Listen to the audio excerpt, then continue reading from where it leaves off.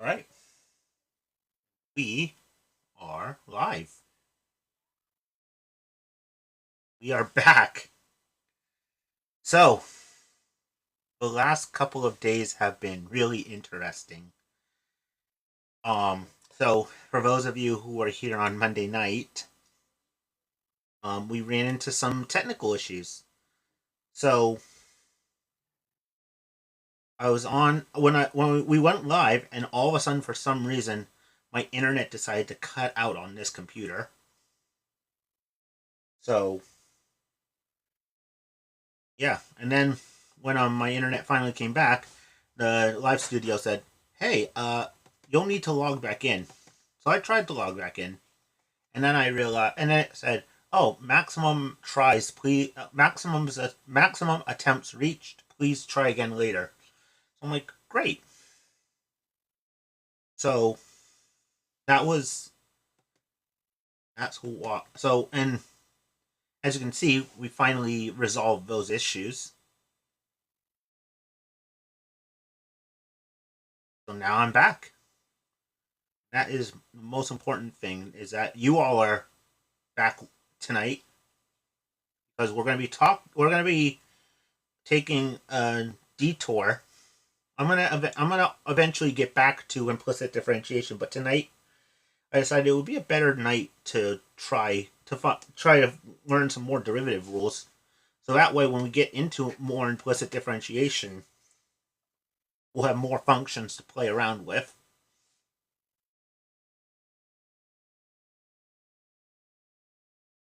Welcome on in, everyone. As you are joining in, go ahead and hit that heart. Hopefully I fix the issue of the computer. But we're gonna find out. Hopefully the internet doesn't cut out again like it did the other night. But yeah, so as you are joining in, go ahead and hit. Let's do a mad tap of those hearts.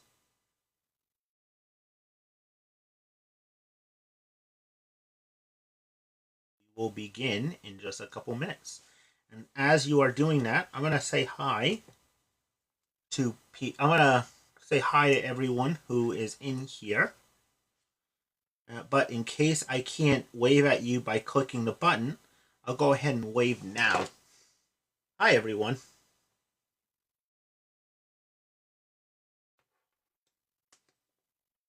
So yeah, welcome everybody. Hopefully everyone is having a great Wednesday.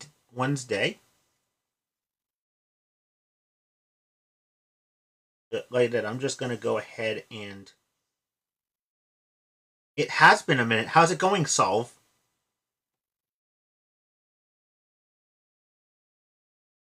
Can I integrate one over natural log? So tonight, I just want to focus on derivatives.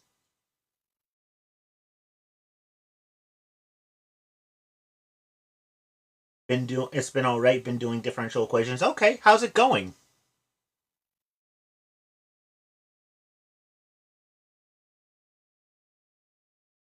Kind of hard right now. Not gonna lie. Yeah. Um. Did I ever tell you that it's the only math class I've ever gotten a C in?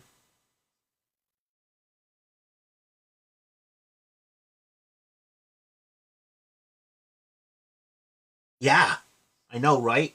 So, but I have to admit, a lot of it was my fault, because what happened was I had taken Calculus 1 and Calculus 2 in college, and I was practically passing every test without trying. And I said, you know what? If Calculus 1 and Calculus 2 are this easy, I guess the rest of this, I guess I'll be able to pretty much not even try through my bachelor's degree. And then I ran into differential equations.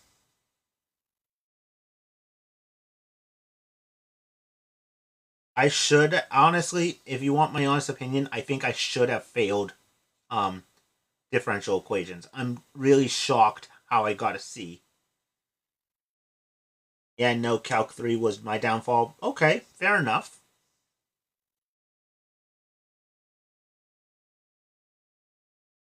Yeah, it took and the thing is I was on the dean's list for the semester before I took differential equations. It took me 3 years to get back to the dean's list. Thank you, Alex, for sharing the live. I'm really trying to get a B minus. I okay. You got it, Solve. You got an 82 on your first homework? That's awesome. That is really good.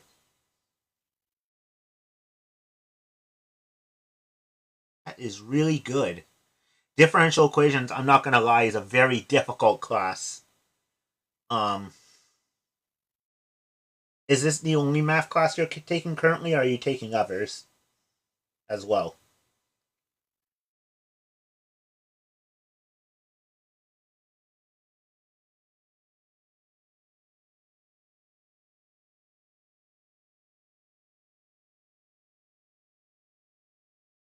But yeah, so welcome on in, everyone. Math wise, yes, I mean, I'm in a quantum mechanics, so I do a lot of math there as well. Okay. I've actually wanted to take I've wanted to take quantum mechanics. You're cooked. I don't agree. What class are you taking, Gomita?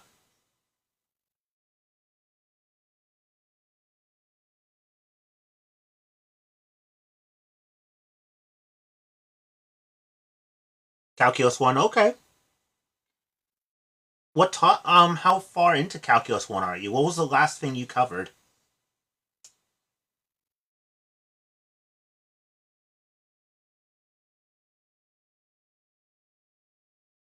Derivatives? Okay. Well, tonight we're going to be talking about the derivative of e to the x and the natural log of x. That's right, but that's not all we're going to do. Hey, it's there. You do win. Congratulations. Unfortunately, there was no this category wasn't worth any money, so um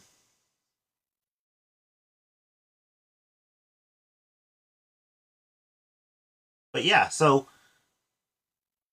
if you need if you need help with calculus 1 Gomita, well, you've come to the right place because we do a lot of calc 1 here, or at least we are running through calc 1. And if you need any help, please feel free to DM me. I do offer tutoring in calc 1. In fact, I am going to say this: calculus is my favorite thing to tutor.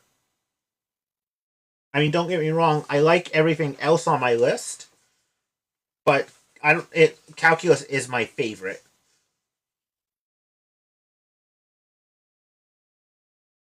I'm in difference quotient right now. Tomorrow lecture. Okay, so you're going to be going into derivatives here soon. But then again,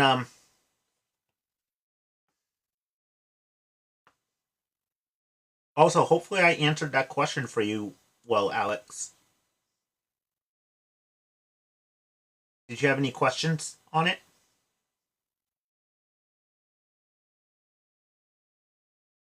No problem. I'm always happy to help. So we're already what did I go to school for? I went to school for mathematics. I also went for education.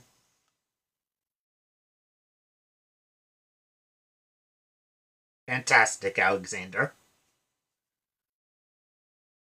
But yeah, so um that's I only and like I said, I only have a bachelor's degree. Just bomb my calc test derivatives next. Hopefully that goes better. Okay. Well, Armani, remember there was a I don't remember what who said this, but someone said that it doesn't matter how you start, it's how you finish. And um just because you didn't do well now in your calc class doesn't mean that you will that it's over. You can definitely come back from that. And like I said, if you need help, I do offer tutoring in calculus. Can you do integral of 2x times e to the x? I had that on a test and I don't think I got it right. At the end, right now I want to focus on derivatives of that. At the end, I'm going to write that down.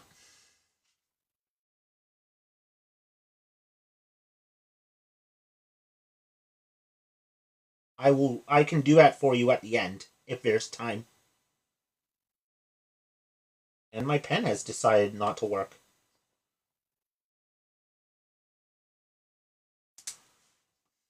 All right. I'm going to get rid of that pen for a moment. I'm going to switch to another pen. What other majors or fields require this class? I know engineering does. I think physics does as well. If there are any physics majors in here that know that, whether you take calculus or not, feel free to let me know. I'm more than sure physics does. I'm pretty sure engineering does. In fact, I think engineering, don't you have to go through Calc 1, 2, and 3? How do I start my studying? How do I start my studying for the studying process for the SAT? Okay, Rigo.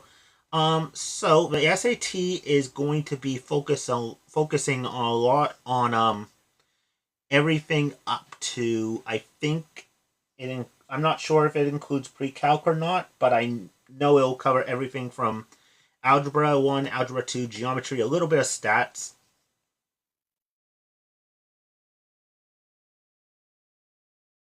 When do you take? Are you taking your SAT soon, or are you taking it later on in the year? Mechanical engineering here. Physics is done through calculus. I have to do calc 1, 2, 3, and differential equations. Okay, good to know. Very good to know. But like I said, hey, it's there.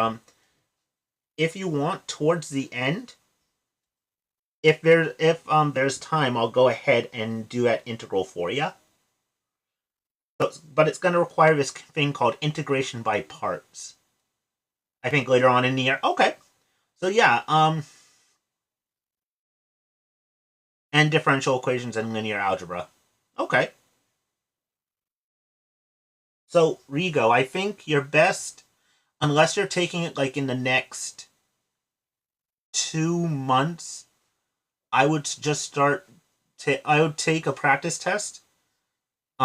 See what you get for answers, and it'll give you a good idea of what you want to start working on. But if you're taking it like in May, I wouldn't worry about it right this second. It's good that you do want to get ready for it. I just think that right now is probably not the best time.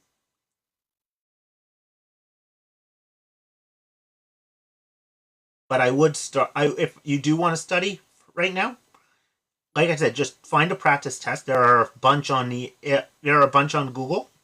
Try one under test situation, and let's see what you have to work on. How many weeks is it? Oh, that is not a question for me. Okay, that's exactly what it was. Integration by parts. Good man. Yeah. So like I said, I'm going to go through a few problems involving e to the x and natural log as far as their derivatives. But at the end, I want to start doing a thing where we go through a few problems involving this, and then for like and I want to spend like an hour and a half on that, and then like the final half hour of every live, I just want to sit down and chat with you all about whatever.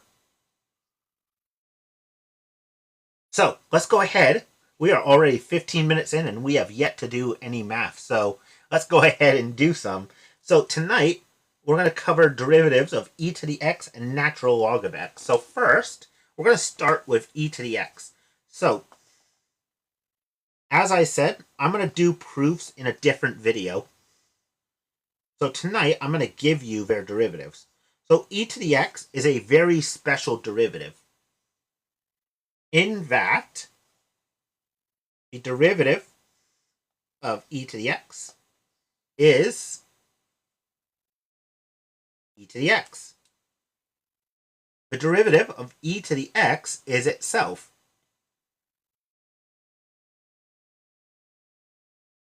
And then let's introduce the derivative of natural log of x. So if I have f of x equals the natural log of x, then its derivative is going to be 1 over x. And again, I'm going to save the proofs for a different video. Thank you, Creative Designs, for the follow. So now that we have that, let's go ahead and try a few exercises. So let's say f of x is equal to 3x cubed plus e to the x. And I want to know what the derivative of this function is. So let's first find the derivative of 3x cubed.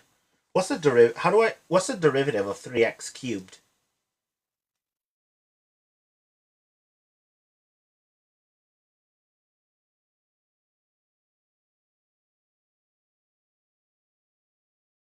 Arthur says 9x squared plus e to the x. Yeah, so what am I doing? So I need, in order to find the derivative, I need to use what is called the power rule. And what does the power rule say? The power rule says that if I have a variable raised to a power, then its derivative, here are my derivative rules.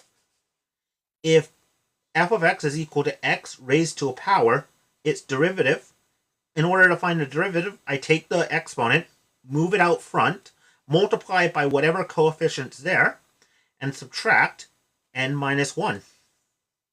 So here, I take my 3 in the exponent, move it on down. 3 times 3 gives me 9. X comes along for the ride, and 3 minus 1 gives me 2. And then, what is the derivative of e to the x? Well, I just wrote it down on accident. But here, remember, f of x is equal to e to the x. Its derivative is also equal to e to the x. So that is what I put there. And we have found the derivative. Leave the board like that. I want to take notes. Okay. I did. Now, here's a challenge for you all. How many derivatives do I have to take until the derivative is just e to the x?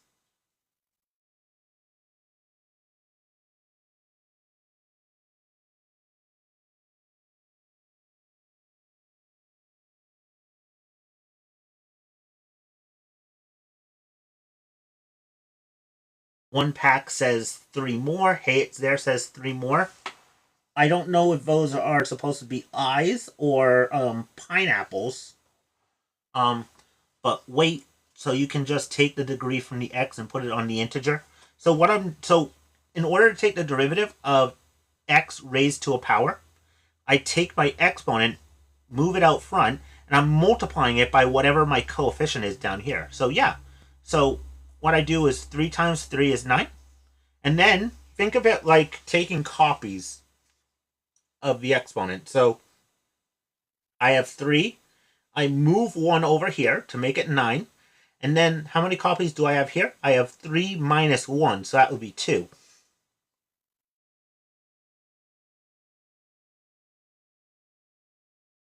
Kind of, yeah.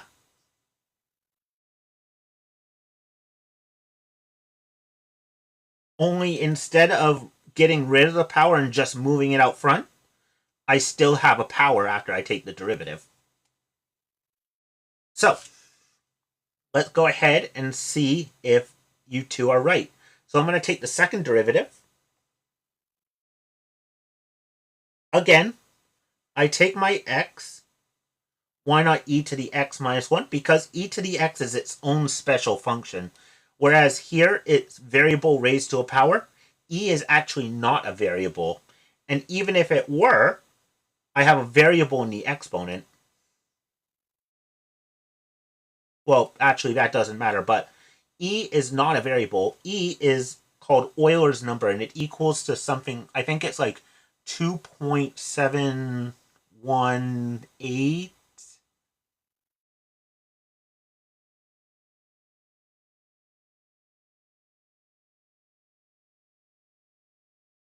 You should spell it out / lay it out under it visually. Is E a number like pi? Yep, it is. It is indeed. So, yeah, I can graph it. I'm gonna warn you right now, though. I'm gonna warn you right now. My drawings are terrible. So, forgive me for the awful drawing that you're about to see. But first, before I do that, I'm just going to go ahead and finish up the other question that I had. So it's second derivative. Take 2, multiply it by 9. That's going to be 18. X to 2 minus 1 is 1. And remember, a variable without an exponent is the same as that variable raised to the first power. And then I have e to the x. So e to the x is a special exponential, so it's its own derivative. Right. And remember that the derivative tells the story of the slope. So what's going to end up happening with e to the x is that if I were to take the slope of this function at a single point, or if I were to draw a tangent line at a single point, its slope is going to be equal e to the x.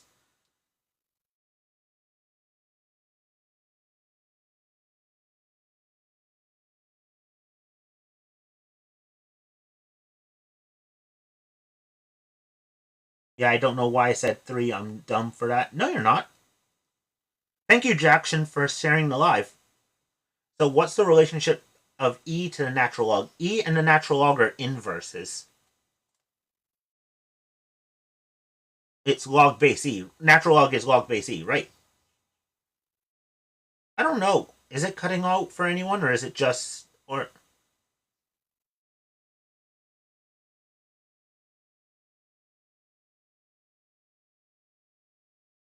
it's cutting off, or do I have bags? Not for a double derivative. It's not a tangent line. That's a single derivative. Right. But they were asking about e to the x. The derivative of e to the x. Thank you, Ness, for the follow. And thank you, Andre Cito, for sharing the live. Thank you, One Pac-Man, for the follow. So here, before I continue, I'm going to go ahead and draw e to the x. Or should I say, attempt to draw e to the x. What does a double derivative give us graphically? So the second derivative gives us tells us about the concavity of a function, whether it's facing up or facing down. So again, I warned you all about my awful drawing. So if I draw this terribly, I apologize. Oops, let me make that a little longer. There we go. So,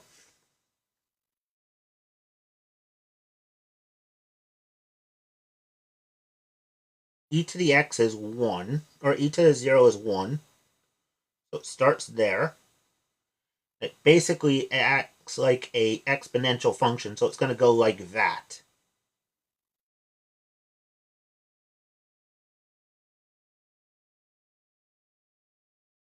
That would be the third derivative, right? So increasing at an increasing rate would be second derivative, indicating the concavity, right?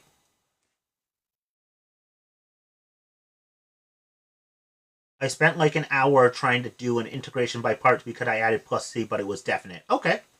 Yeah, and that's the thing you have to be careful of with integration.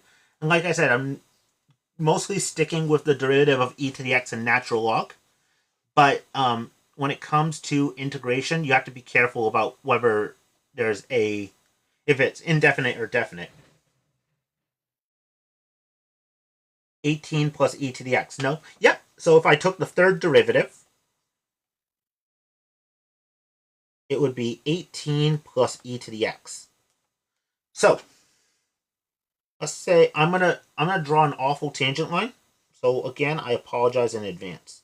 And actually, if I remember correctly, e to the negative x is just 1 over e to the x. So it's just going to do something like that.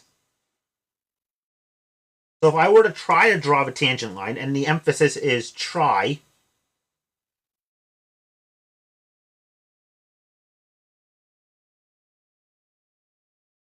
okay, that's actually kind of bad. The slope of that line at this point is going to closely emulate, is going to be about the same as e to the x at that point. So that's what that's what the first derivative tells us. It tells us the slope of the tangent line. What are we learning? We're learning about the derivatives of e to the x and the natural log of x. And like I said, there is a proof to show that e to the x's derivative is e to the x. But I'm going to say, for time, I'm going to save that for a different video. And then, if I took the fourth derivative, the derivative of 18, well, 18 is a constant, and the derivative of a constant is 0. So I'd have 0 plus e to the x, which is the same as just e to the x. So yeah, it would take 3 more derivatives to get it just to e to the x. And then every derivative from here on out would be e to the x.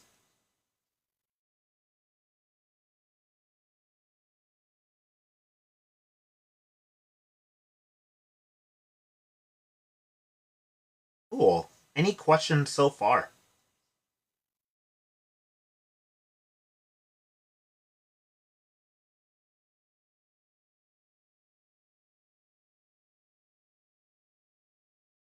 That's how we get to L'Hopital's mechanics too. Yep.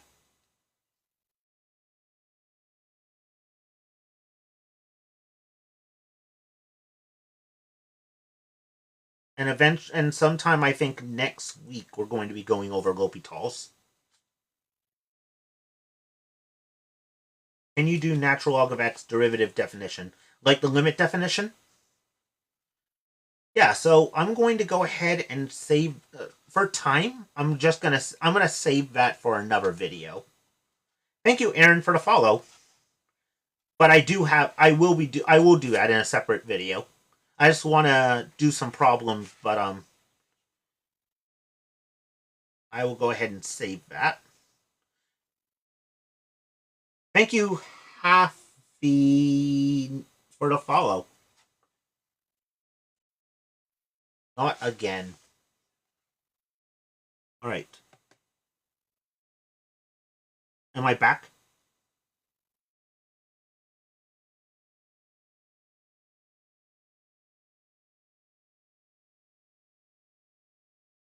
Can you hear me?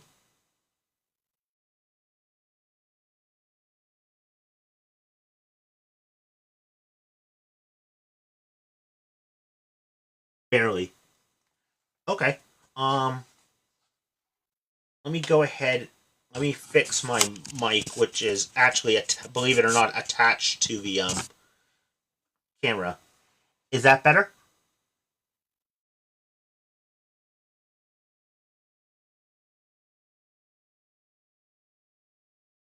Yes? Okay. All right. Cool.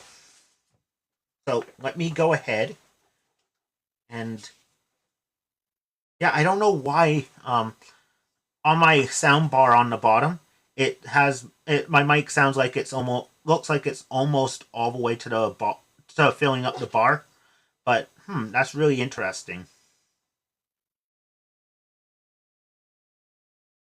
Yeah, for a moment my internet cut out and it disconnected the live. I'm like, please not again. I've already had that happen once this week. I don't really feel like ending live early because of stuff like that going on.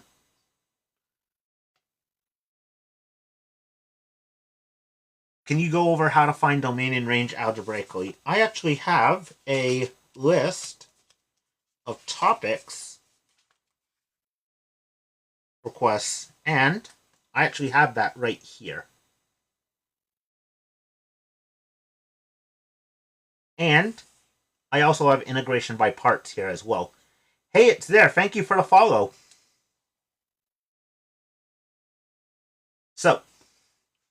let's go ahead and try another problem. So, let's use the following.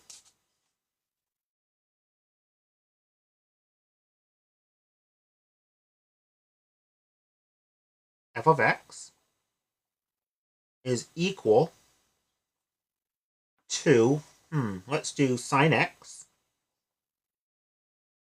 plus the natural log of x. Hey, Brandsy, how's it going? Welcome on in.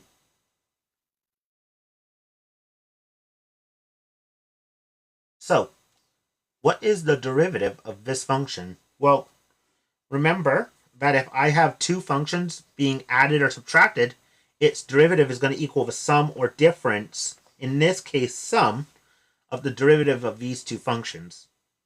So, let's take a look through our rules and see if we know what the derivative of sine is.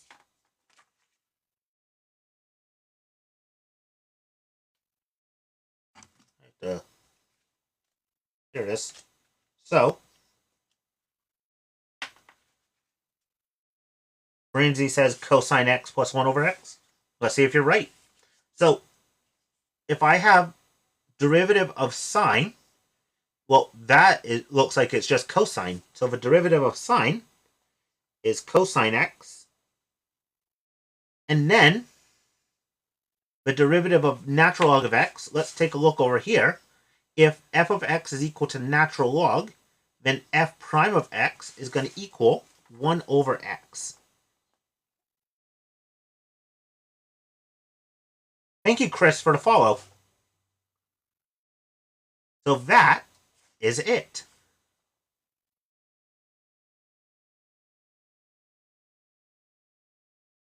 You remember doing this in high school? Awesome. Hopefully it wasn't horrible.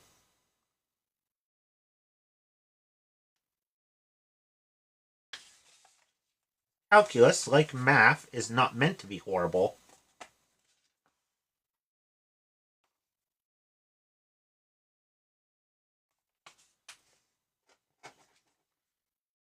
Put you over there and you over here. Cool. All right. Let's go ahead and try another one. But this time, at first when I took Calculus 1, I was lost, but when I studied it on my own, it was actually easy. Awesome. I'm really happy to hear that, Brandy.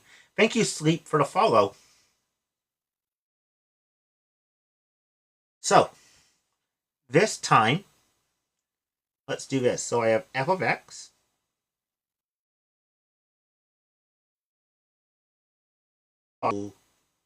natural log of 2x. So we want to know what the derivative of this function is. So remember how I said that sometimes we have things that look more than meets the eye? Well, this is a perfect example of that.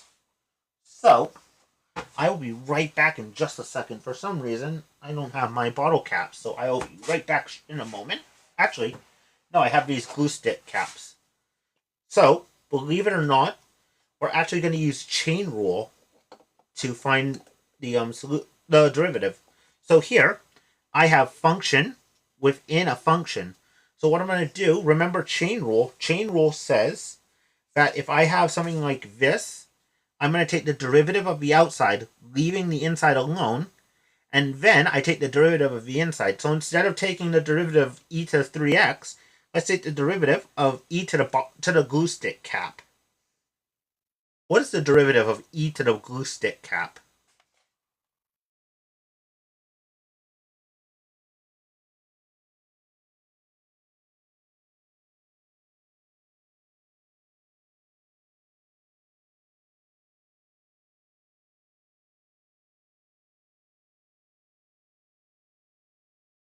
Mary B says 3e to 3x. Maybe. I don't quite know what's underneath that bottle cap. I mean, not bottle cap, glue stick cap. E to the gobbledygook, as my math teacher says. Yeah. Yeah. So the derivative of e to the bottle cap is simply e to the bottle cap. So e to the bottle cap. I mean, not the bottle cap, the glue stick cap. I usually have a water bottle near me, and I put the cap of it right here to represent chain rule.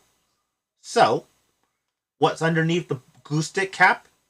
It's 3x. So I include 3x. And now, whenever I do that, I have to take the derivative of what was underneath the glue stick cap, which is 3x. The derivative of 3x is 3. So the derivative of e to the 3x is 3 e to the 3x. That's right, Mary B.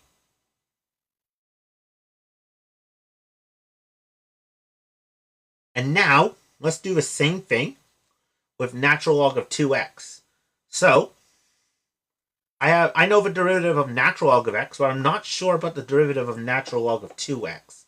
So what I'm going to do is I'm going to cover 2x with my glue stick cap. So the derivative of natural log of glue stick cap is just 1 over glue stick cap. So it's 1 over what's underneath the glue stick cap? It's 2x. But whenever I do that, I have to multiply by the derivative of what was underneath. So the derivative of 2x is 2. So f prime of x is equal to 3e to 3x plus 1 times, remember I can write whole numbers as fractions over 1. 1 times 2x is going to be 2. Also, I can go ahead and simplify this. How? I can do 2x and 2 share a common factor. That would be 2. This would be 1 and that would be 1. So my derivative is just simply going to be what? It's going to be 1 over x.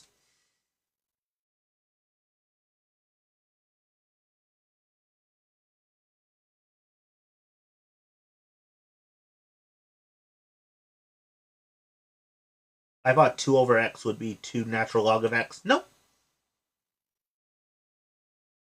Do some differential equations for me. What topics in particular?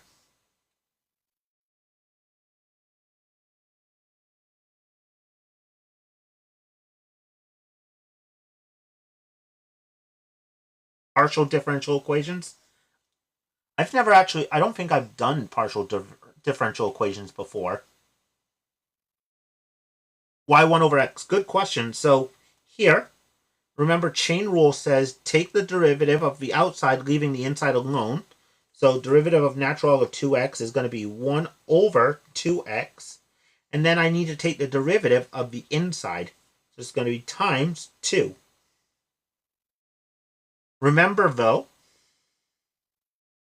that I can always write a whole number as a fraction divided by 1. So from here, if I multiply this across, I get 1 times 2 is 2. And 2x times 1 is 2x. And because I'm multiplying x by 2 here, and I can essentially rewrite 2 as 2 times 1, these 2's cancel, and that simplifies to 1 over x. You don't get any of this? Okay, where did I lose you?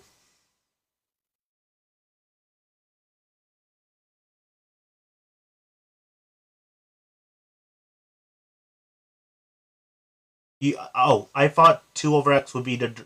Are you talking about the derivative? I must have misunderstood your question. Hey, it's there. Were you asking about the derivative of this?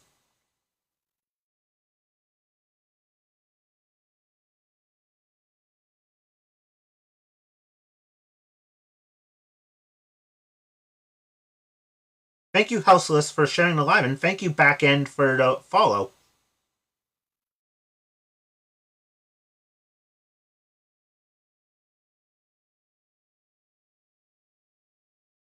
Okay, yeah. So you are right. If I took the derivative of 2 natural log of x, So derivative of natural log of x is 1 over x. And when I multiply by a constant, it's 2 times the derivative of ln x. So it would be 2 times 1 over x, which is 2 over x. Sorry about that. I must have misunderstood what you were asking. I thought you were asking if the derivative of ln of 2x is 2 over x. But I think I understand your question now, and I apologize. That was a misunderstanding on my end.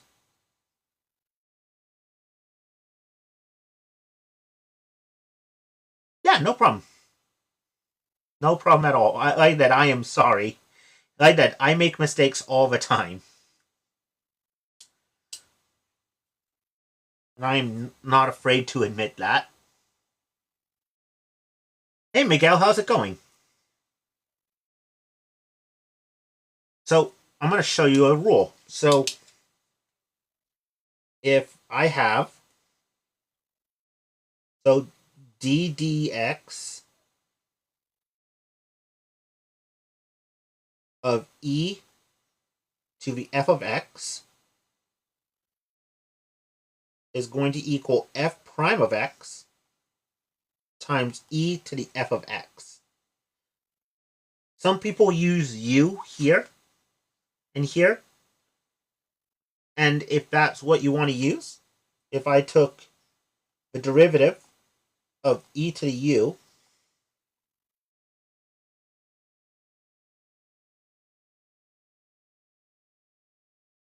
of e to the u, it's going to be u prime e to the u. Is this logs? It is logs, but we're taking their derivatives. Are you a teacher or just do this for fun? Both. I used to be a teacher. I'm a tutor.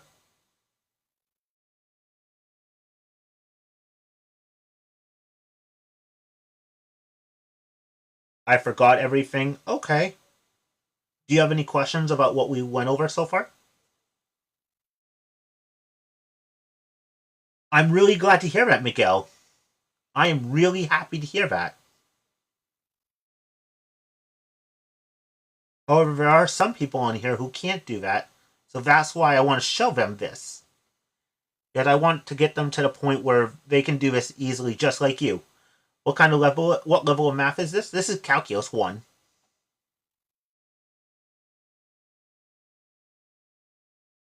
This is Calc 1. And I go over Fundamental Theorem of Calculus Part 2. Fundamental Theorem of Calculus, is that on my list? Not on this list. Yep. Fundamental Theorem of Calculus is right here. And yeah, I do need to clean this list up a little bit. I know I keep saying that, but I'm trying to figure out a way to make it so that I don't end up with 12 or something cleaner than this without going through like 13 note cards.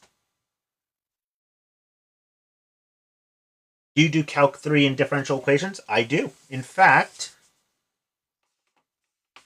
here it is.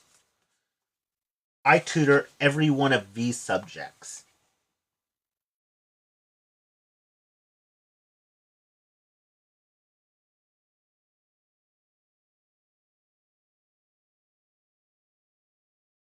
Thank you, B, for the follow. Thoughts on linear algebra in terms of what? Do I like it?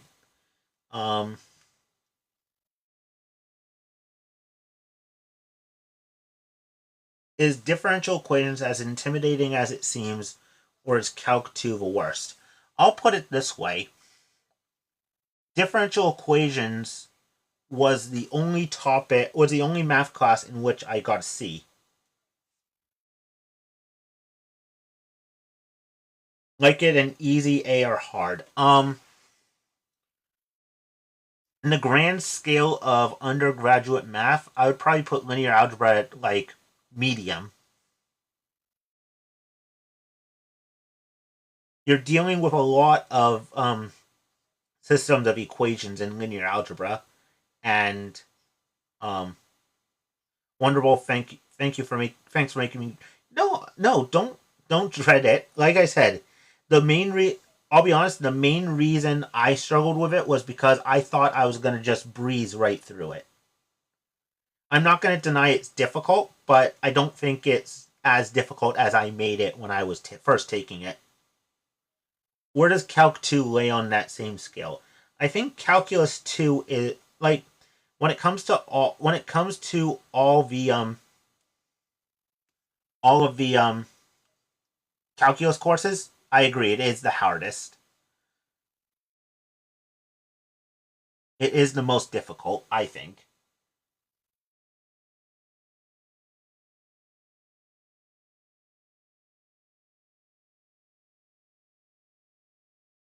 Thank you, Apple Cider, for the follow. Great time of year for it. I actually have to make some apple cider. I don't know how I passed. Yeah, like I said, I made it a lot more difficult than it needed to be. I still have to go over it from time to time. Thank you, Mike, for the follow. And then the same thing is true for the natural log. So if I have ddx of the natural log of f of x, then its derivative is f prime of x over f of x. Or, if you want to use u, the derivative is u prime over u.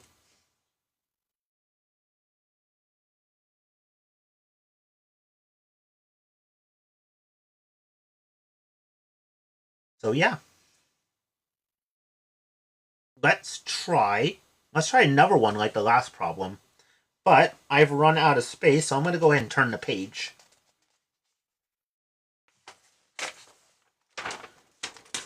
I think I'm at the point. How much more? Oh, I still have a little ways to go with this packet. So here, I'm going to have f of x equal, let's do x times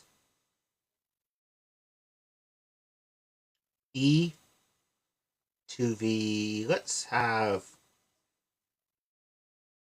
4x.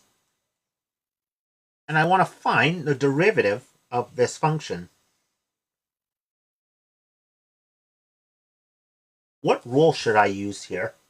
Or what rules will I need to use here? It may be more than one. In fact, I'll tell you it is more than one. Right, Enrique. I'm going to use both product rule and chain rule. So, in order for me to use power rule, let's try that again. In order for me to use product rule, there we go.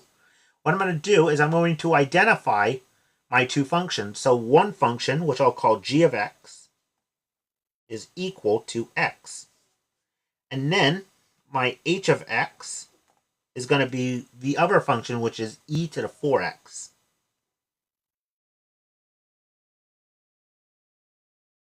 If I were to take the derivative of g of x, what would that give me?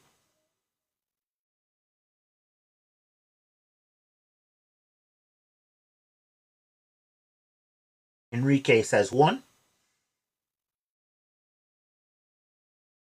MBK says 1. 123 says 1. APUC says 1. Yeah. So it looks like we've come to a consensus. Wandin says 1. Yeah. So the derivative of x is just 1. How is that? Well, remember, a variable without an exponent is the same as x to the first. So then I use power rule. So I take my 1, move it out front, and subtract 1 from the exponent. So I have 1 times x to the 1 minus 1. 1 minus 1 is 0. And remember that x to the 0 is equal to 1.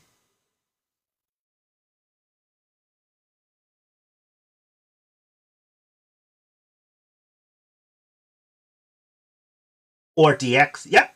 Well, so if we were trying to find the integral using this thing called u substitution, Yeah, I would include that dx. Thank you, Shades of Cocoa, for the follow. And now, let's find the derivative of e to the 4x. So, I'm going to take, because I have a function trapped in another function, I'm instead going to put e to the bottle cap. Thank you, Enrique, and thank you, Wandon, for the follows. So now, yeah. Thank you, Arin, for the follow.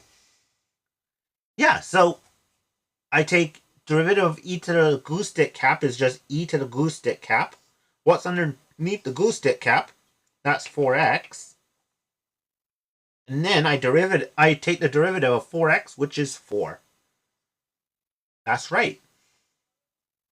And now I have everything I need to take my derivative. So I'm going to link my functions together. And now I am ready for the product rule. So remember, product rule, I take the derivative of the first function, multiply it by the second function, and then derivative of first function times second, and then I switch them around by taking the derivative of second function times the first and adding the result together. Thank you, Donald, for the follow. So I have 4x e to the 4x, because remember, in addition, order doesn't matter. And then I have plus e to the 4x. Now, I could do one of two things. I could either stop there, or I could factor out an e to the 4x. So let's do that. Let's factor out an e to the 4x. And what would be inside the parentheses?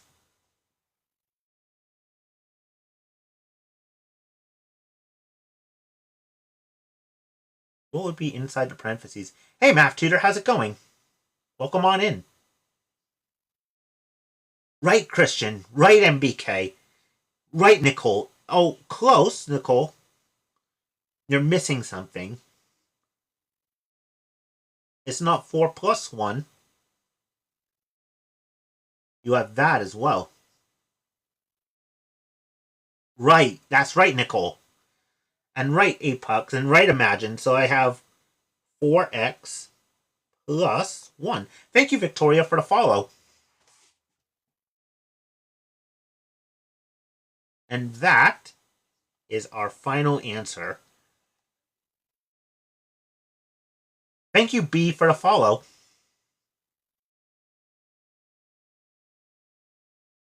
Thank you, Math Tutor, for the heart me. You're currently taking Calc 1. Okay, Victoria, how are you doing? On a scale of 1 to 10, how would you say you're doing in the class?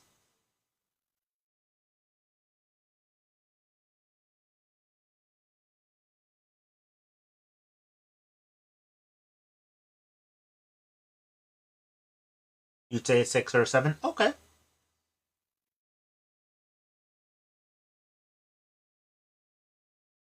You're doing geometry lessons on parallel and parallelism? Cool. That's really cool. Brother, man, you need to go to a community college and get some money for this. Yeah, the thing is, I haven't taught in a classroom in this will be 8 years.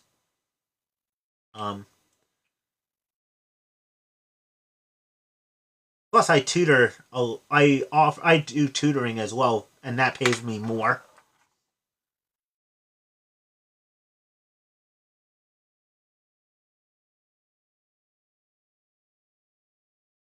But I also love doing a virtual classroom on TikTok. Yeah, I guess you could kind of say this is. Ever think about going back? Sometimes, but then I remember I wasn't really happy back in when I was teaching in the classroom. Do I have a calculus and pre-calculus workbook? I do, but sometimes I just draw problems based on what I think would be cool to solve. So I actually get my problems from a few different sources. I have a couple calculus books that I draw out of. I sometimes find problems on the internet that I think would be cool to solve. And sometimes and sometimes I just make it up. Do you have it somewhere I can download it or buy it? I actually so oh, are you talking about workbooks that I make that I've made? Because if it's actually funny that you mentioned that because I actually don't have one of those, but I'm in the process of working on one. But as of right now, I do not. But as soon as I do, I will let you all know. Get into digital products? Yeah, absolutely. And like that, my thing is sometimes, and maybe you all experience this too. You know you can do something, but you get inside your own head and you try to make it perfect. And I mean, I have that problem where it's like I don't want to make a mistake, and um, if I do this, I want it to be as great as I can make it and perfect. But I have to realize sometimes that hey, done is better than perfect. Um, and like I said, maybe I'm the only one that experiences that.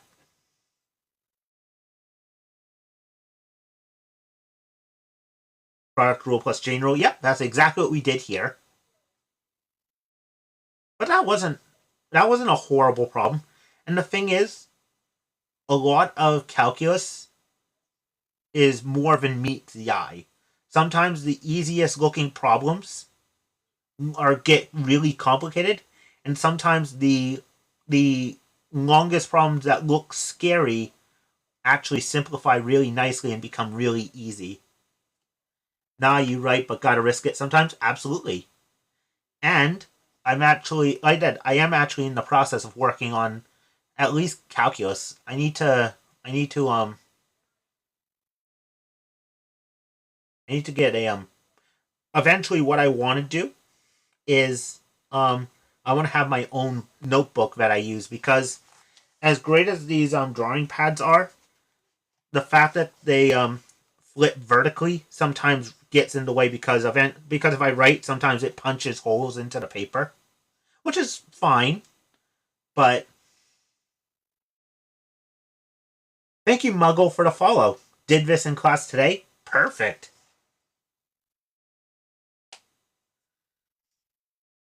But yeah, so like I said, I do agree. I just need to I need to do what Nike says and just do it, right? Because that's the thing. Done is better than perfect. Because if you're trying to do it perfect, you're never gonna you're never gonna get anything done.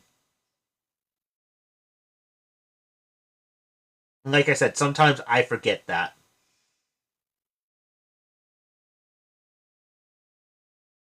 So I guess that's kind of my words of wisdom today.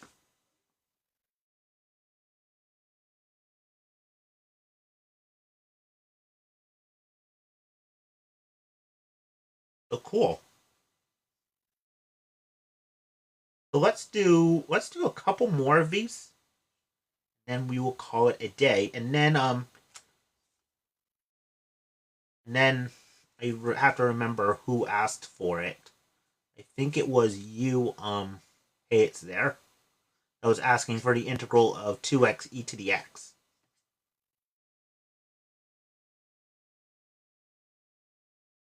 Yep.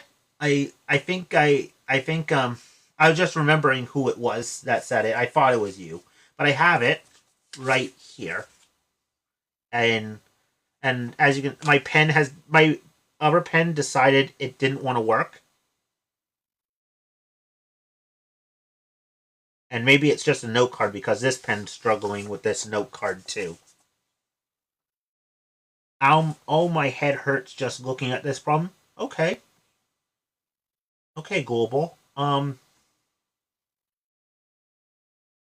What questions do you have? Thank you for the follow.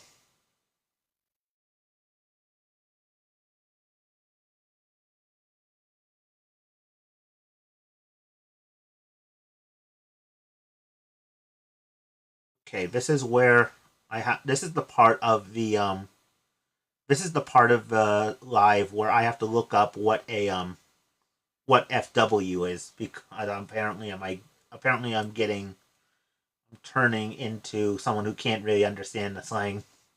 It's not bad. Once you see it, you'll understand. It's just the last step for me. Okay. Yeah, and I don't like to judge. Looking at the problem, I think I could solve it relatively easily, but we'll see. Where do you start? Okay. So for a problem like this, so if I have this, actually, better idea. Let's do another one like this, and I'll walk you through it, Global.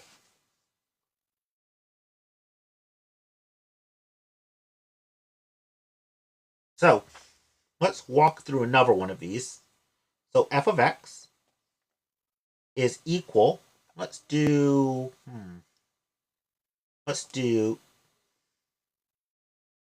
3x squared times e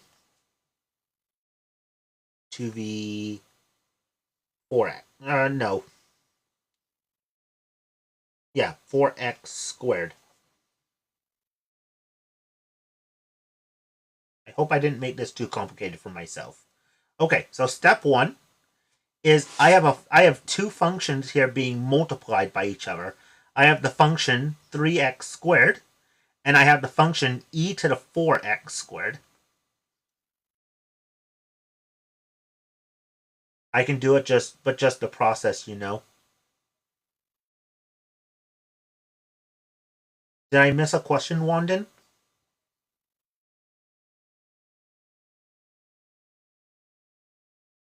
I hope I didn't. Okay. Thank you, Mahela, for the follow, and I'm more than sure I pronounced that incorrectly, so I apologize. Hey, Dimples, how's it going? Welcome on in. So, let's go ahead. So, I'm gonna actually, let's do this. Hey, yeah, how's it going? Welcome on in. I'm doing good. How about you? I'm doing great. What math course is this taught? This is Calculus 1. So here's what I'm going to do to maybe help visualize that this is two functions. So I'm going to circle one function in blue. So there's that one. And I think this is here's my red pen. And then here is my other function.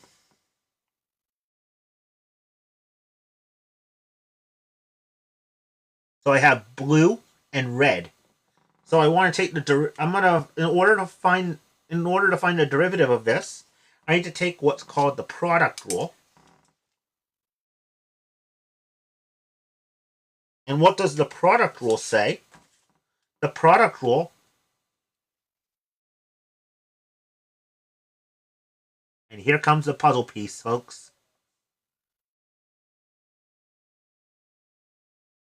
Thank you, Luli, for sharing the live.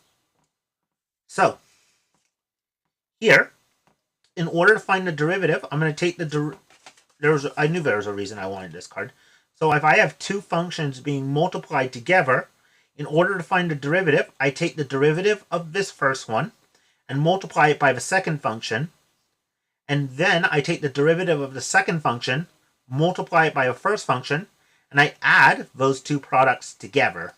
So let's go ahead and name these two functions. So I'm going to call my blue function, which I'll use the color blue for. So blue function, g of x. Can you see that that's blue and that's red?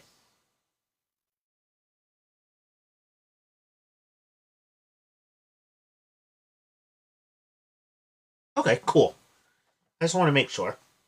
So 3x squared in blue. And in red, my j of x, or h of x,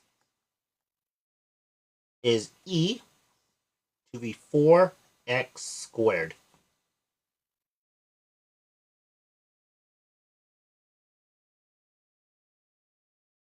So, let's go ahead and take the derivative first of the blue function. So g prime of x. What's the derivative of my blue function? Thank you, Global, for the I Heart Yous.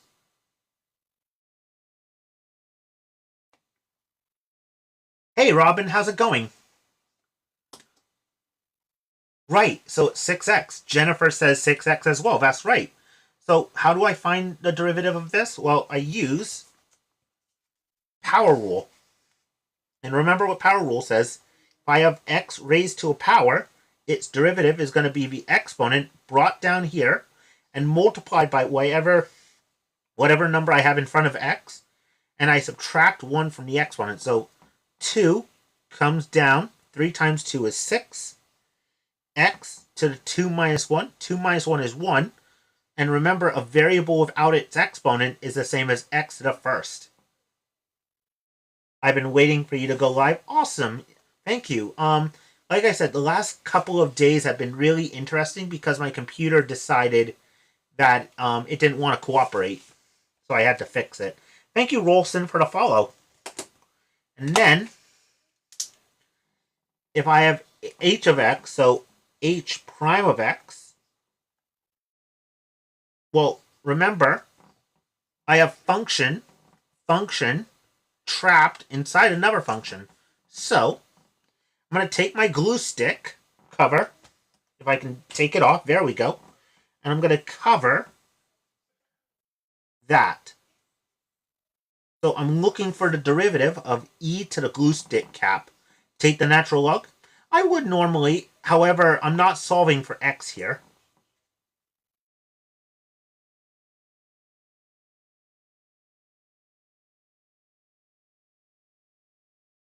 If I were solving for x here, then absolutely I would take the natural log of both sides, but I'm not.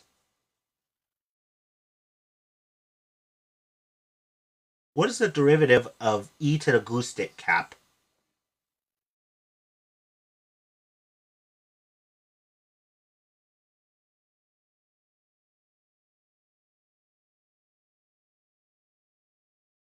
Remember that this is the special derivative.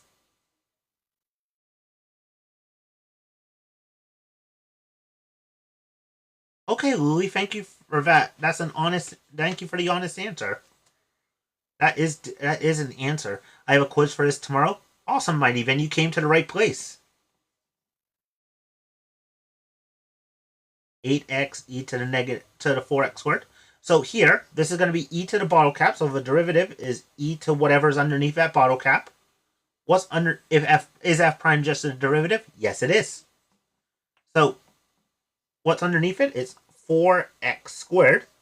And then the derivative of 4x squared, just like here, I need to do power rule. So it's going to be 4 times 2 is 8x to the 2 minus 1, which is 1.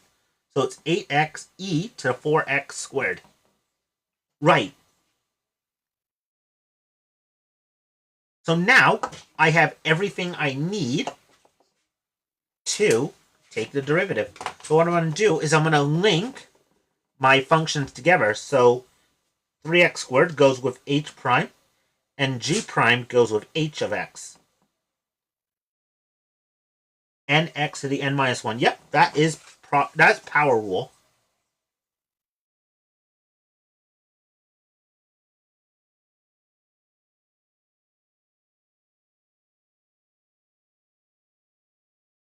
So now, oh, this is, yep, that's right. That is absolutely right. So now, I have everything I need. So now I just take the things that I've linked together. How did the x stay squared? Up here?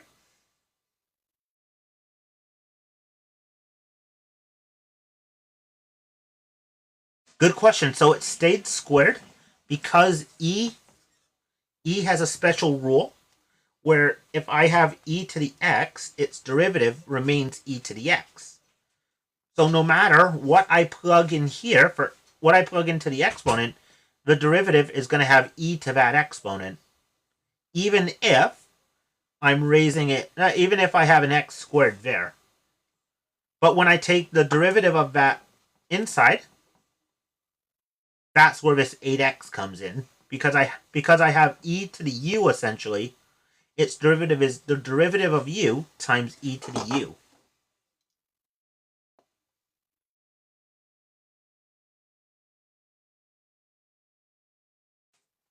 Cool. So now, let's go ahead and answer this derivative problem. So I have g of g prime times h. So that's going to be, can I zoom out a bit? I can try, but it doesn't zoom out much more than this. Is that better?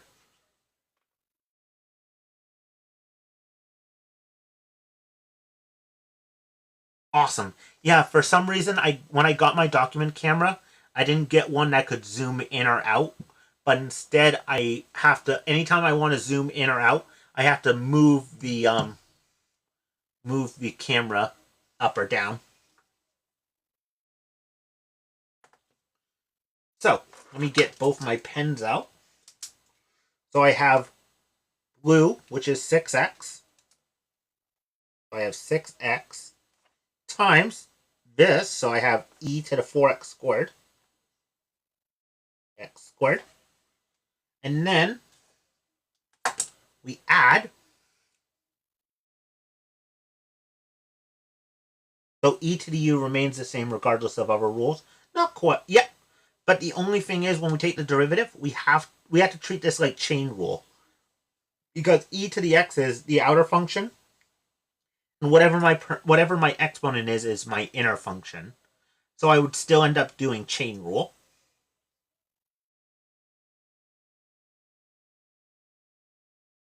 So then I have 3x squared times 8x times e to the 4x squared.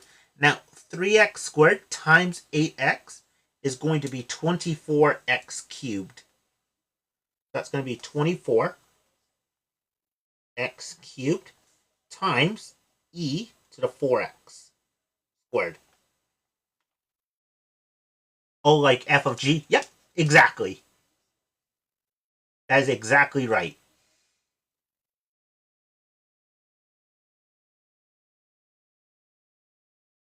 So then, from here, I can simplify this. How? I can factor out an e to the 4x squared, and I can also factor out a 6x. So, let's do that.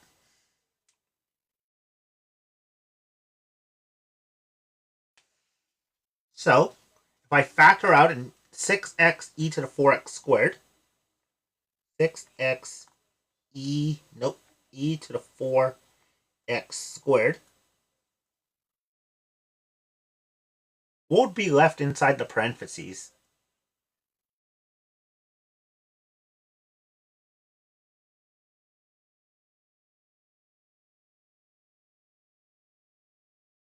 Is this product rule I'm using? Yep, for this particular problem. Joy says 4. You're on the right track, Joy.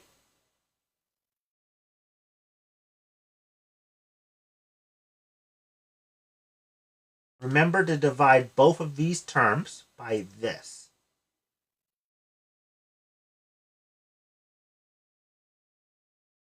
Getting closer. Still not quite there. But you're getting closer. Thank you, Mango, for the follow. Yes, Robin, that's exactly right. So 6x divided by 6x is 1. And e to the 4x squared divided by e to the 4x squared is also 1. And 1 times 1 is going to give me 1. 24 divided by 6 is 4. 4. X cubed divided by x is x squared. And e to the 4x squared divided by e to the 4x squared is 1. How did you get 24? I thought g prime was already shown. It was. So here's how I got the 24. So remember, I did derivative of the first times the second, so that's what I did. And then I have to multiply these two as well. So 3x squared. So this becomes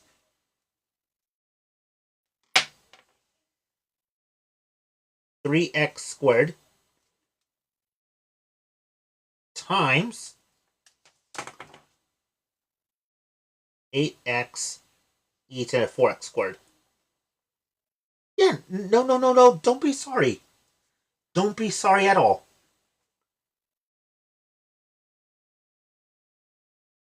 Don't be sorry at all.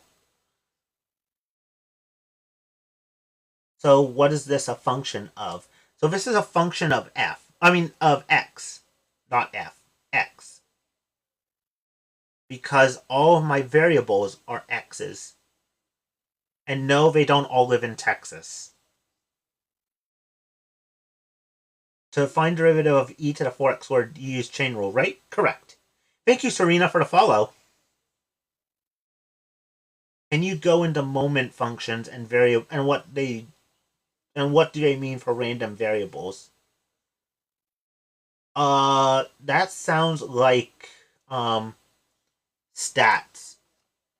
And moreover, I have to take a look at something quickly.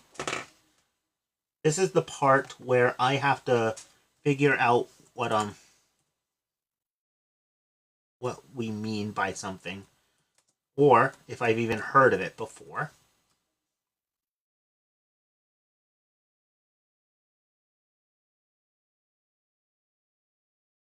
Because I have never heard of moment functions before. Does it matter what rule you use? Absolutely. Because certain rules are going to give us the derivatives. It all depends on the function you're looking at. Like in a minute, I'm going to do one involving quotient rule. And actually, I have one or two more to go. And then we will call it a night as far as this. And like I said earlier,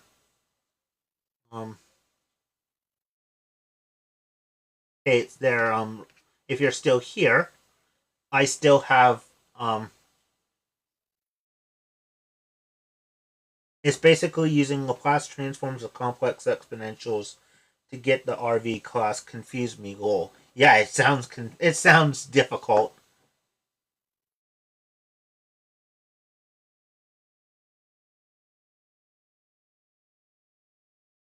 Too many lines and curves for an area for one, but funny to see kids doing calc for fun and learn.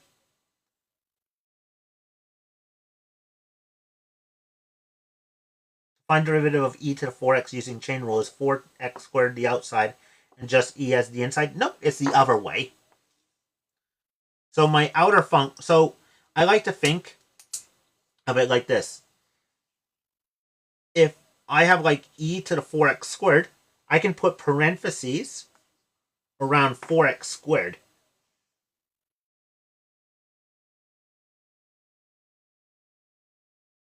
Thank you, Green Lantern, for the follow. I don't understand how the 6x e to the 4x squared turns into 1. Oh, here from here to here?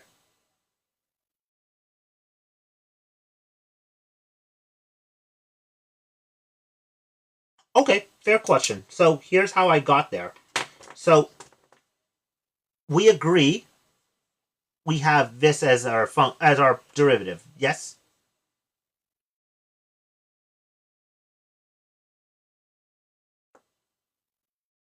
Awesome. So what I did was I just simply found the greatest common factor between this and that. So what I did was I said, okay, what's the greatest common factor of 6 and 24? The greatest common factor of 6 and 24 would be 6. Agree?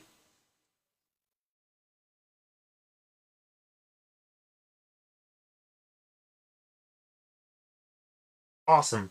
And then I look at my x's. So I have x here and x cubed here. So the greatest common factor of x and x cubed, I look for the x with the smallest exponent. So in this case, I have x to the first versus x cubed. X to the first has a smaller exponent than x cubed. So the greatest common factor of x and x cubed is x. Do we agree on that?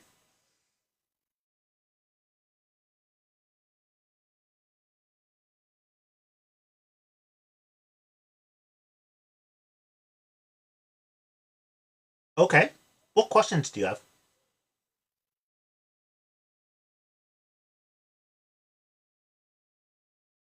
Okay, what questions do you have about that? Isn't the derivative of e to the 0, though, when you take the derivative of the out? Not quite. So I'm not taking the derivative of e to nothing. If this were e to a constant, then absolutely it would be 0 because e is a number.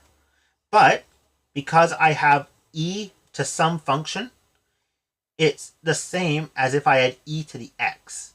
So the derivative of number raised to some power, I don't know what it is. I know it's x. That's not a constant. It would be a function at that point. Well, all constants are functions, but how can it be the greatest common factor if 2 and 3 don't have a common number they can be simplified to? Are you talking about the x and the x cubed?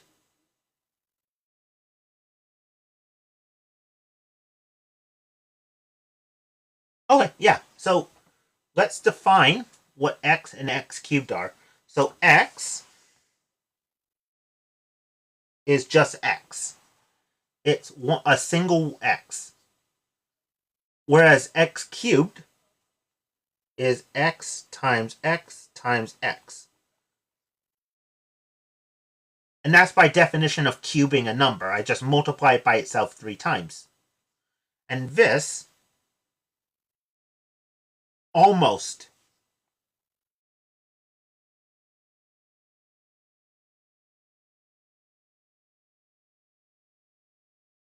it would be like if I said, okay,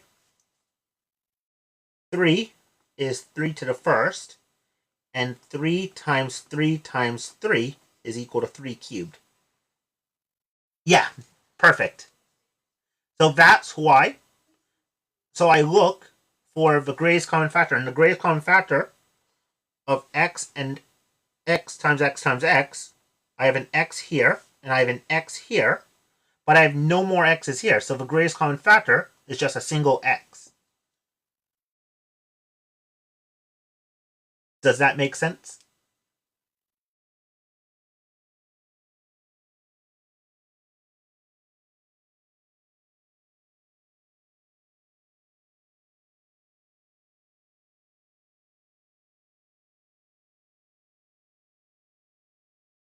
Awesome.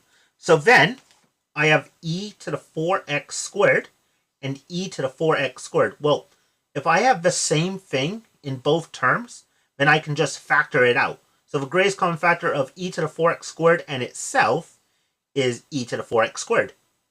Do we agree on that? Exactly, Luli. That is exactly right.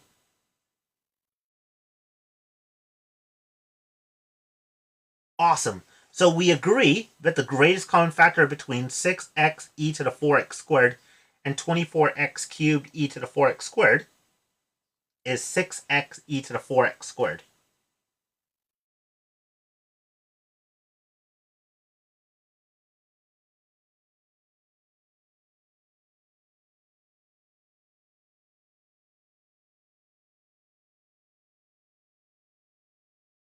Okay, what questions do you have?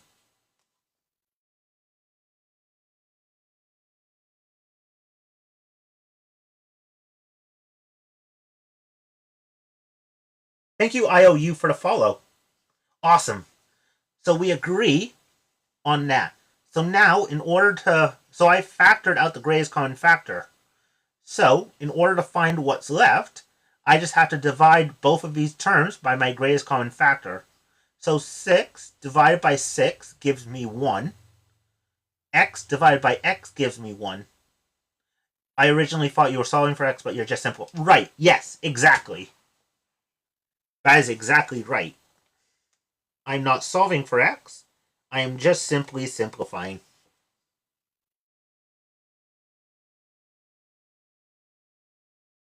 So that's how this became 1. Oh, here? Yeah, no, these two are technically equal.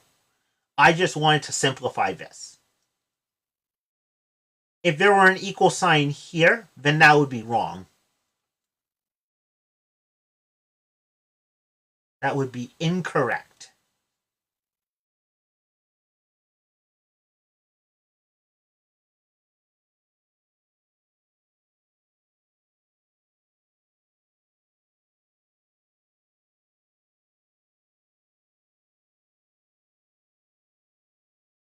But yeah, how do I get the prime of a function h of x? So prime, when I write h prime of x, that just means take the derivative of h of x.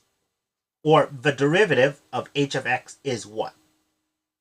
So if you have two of the same equations like e to the u, you can just combine them into one.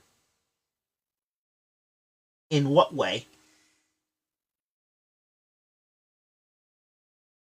I want to make sure I understand what you're asking before I answer that.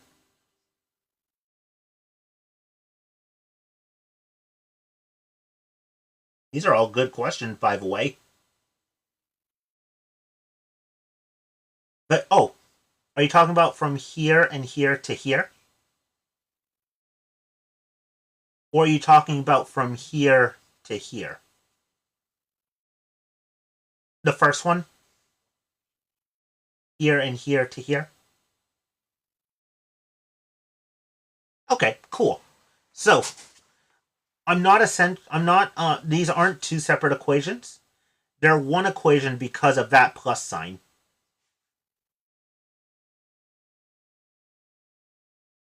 Because an equation needs an equal sign. If I didn't have this equal sign, it would just be a relation.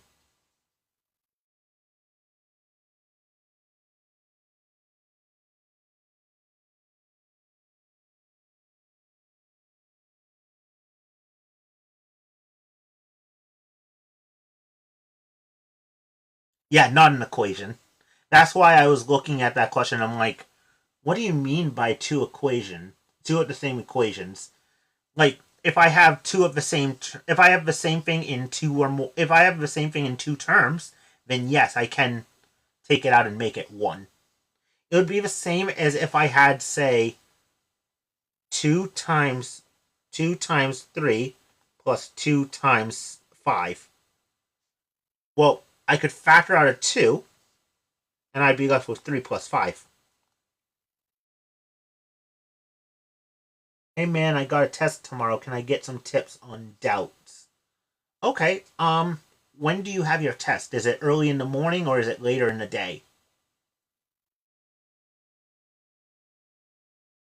Thank you, Hamza, for the follow. Early morning, first period. So the good news is that you'll get it out of the way. Um, on a scale of 1 to 10, how do you feel about your exam? Or your test, sorry.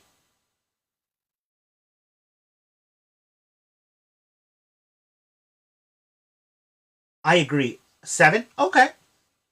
Not the worst situation in the world. We can definitely do a 7. Yeah, I agree, Louie. Early morning is the best. Like I said, you get the test out of the way. It'll be done before you know it. What subject of math is this? This is calculus 1. I think I need more practice. That's okay. We're going to do another exercise. In fact, we're already an hour and a half in. I'm going to make this the final problem for tonight, or at least for this section. Like I said, I have your problem still. Do you recommend an 8-week calculus course?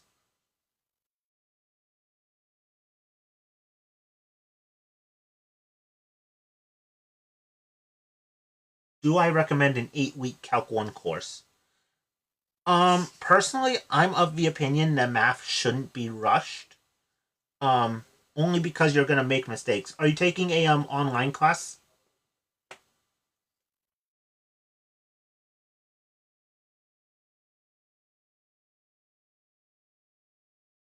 Listen to classical. Ask to use your headphones. Some teachers allowed. Oh, you're taking it in person. Interesting. I imagine it's like an accelerated class then. When will you go live again? So I go live every night at 11:30 p.m. Eastern. At least I try to.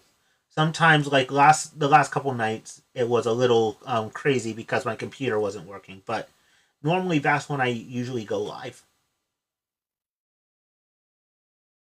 I did Calc 1 in high school, but I took a gap year. So it's an accelerated class. So um, I've done 8-week math classes. It's not the worst thing in the world, but you're gonna feel it go fast. Um, how long are your classes? Only an hour?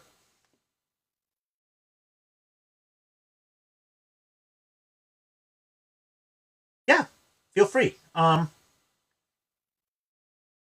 Feel free to do that. I didn't do too bad in high school, but that was also over the course of a year. So I'll tell you this: the good news is that is when you take math, and you even if you take some time off, eventually you're going to get to the point where you're like, oh, I remember this. I remember doing these. When does your 8-week class start, or has it started already?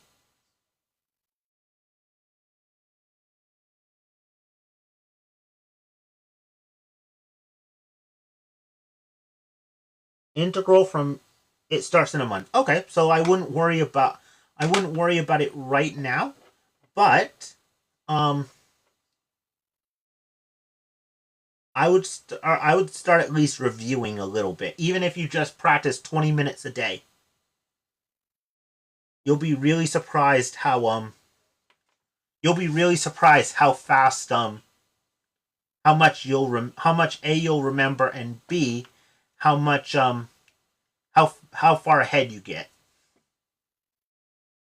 Okay, that's good. Integral from negative infinity to 0 of 14 times e to the negative x squared. It's an improper integral type 1.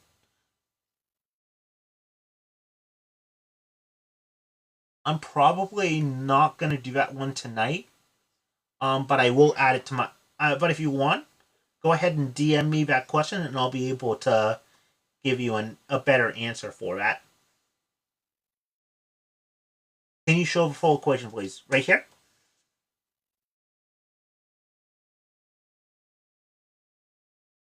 The tan and secant and all those, and the tan and secant tangents and all of those were difficult for me.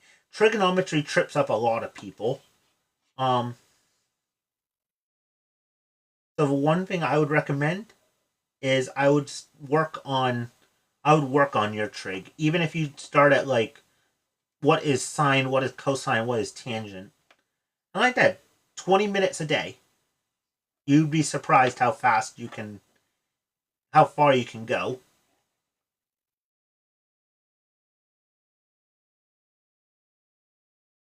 Even like an hour a day.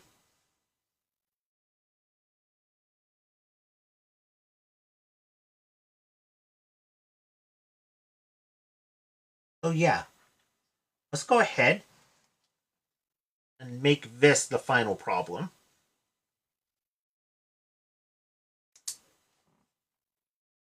So let's see, there are 19 of us in here. And we haven't done a mad tap in a while. So to unlock the final problem, let's see if we can't let's get to 3.5K likes. Thank you, Mitz, for the rose. And thank you for the let them cook.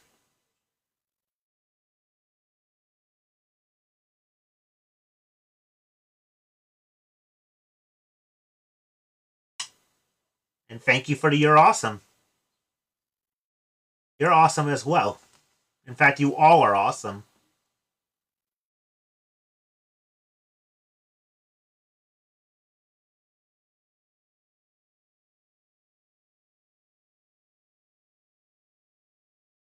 Thank you for the follow, Mitz.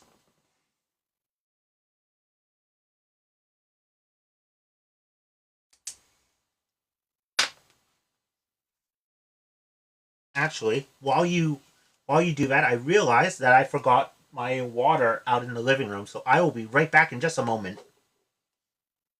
So just keep mad tapping, and I will be right back in a moment.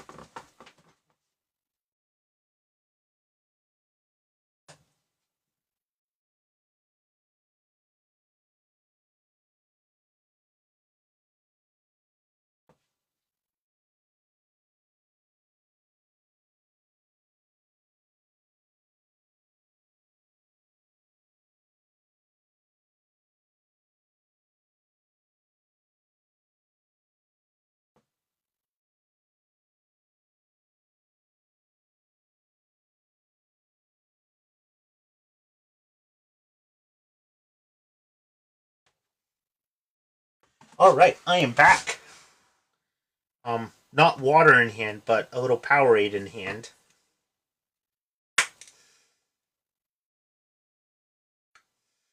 I'll be honest. This isn't even my favorite flavor of Powerade. I love the blue Powerade.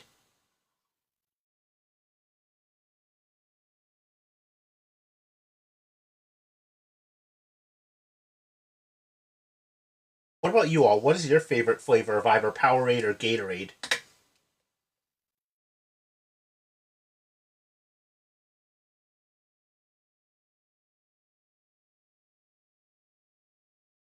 Blue. Blue is the best for Powerade. Or even I even like the blue Gatorade.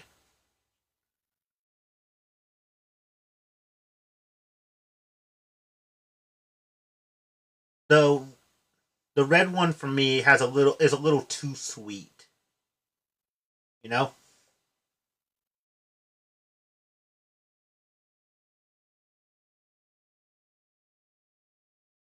I agree. I fully agree. Blue Powerade is good at restaurants. But even outside of restaurants, blue Powerade is really good. Especially when it's been in the fridge for a little while and it's cold.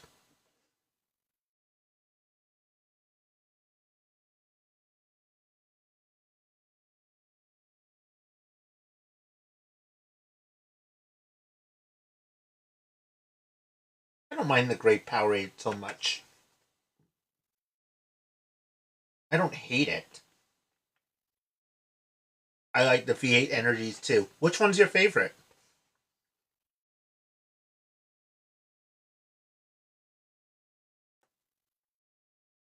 I haven't had any of the V8 Energies. Which one do you recommend?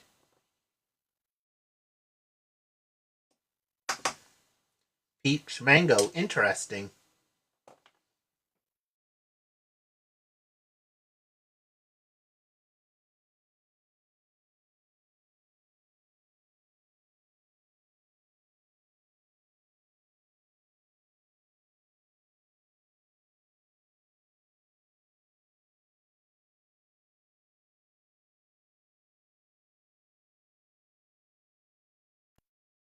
The 3.5K will take a while. I agree. Let's drop it to 3K.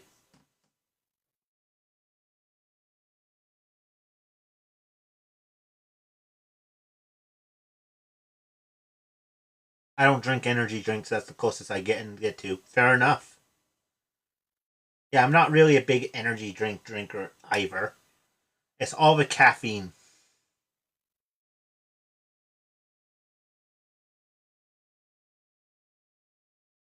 And the worst thing is when you just crash. Like, I've had my fair share of Red Bulls and Monsters. I didn't like them.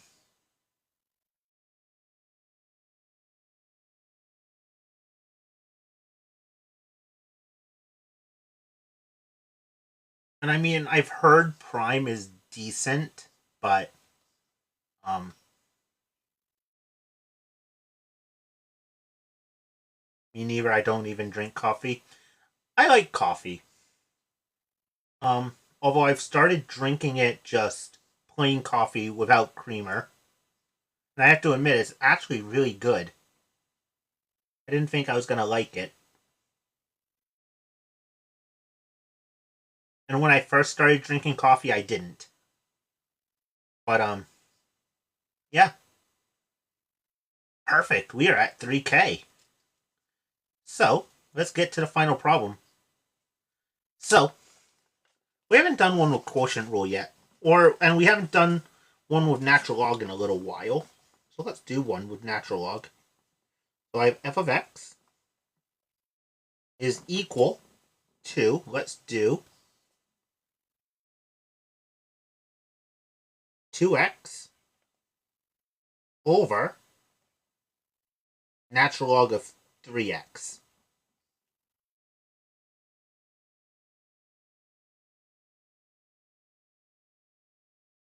And I want to find the derivative of f of x.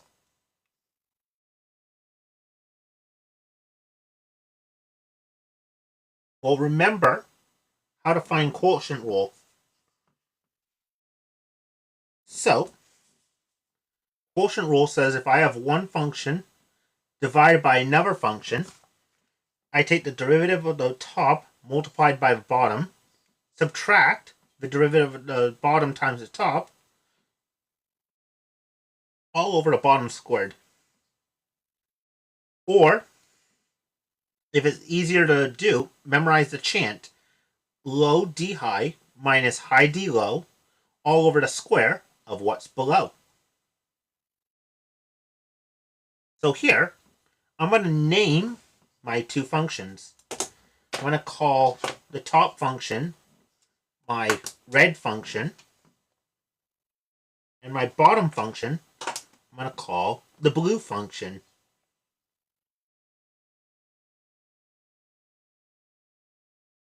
So, r of x, because I'm going to call it r because it's red, is 2x, and b of x, because it's blue, is the natural log of 3x. Oh no, do we need to color code? No, you don't.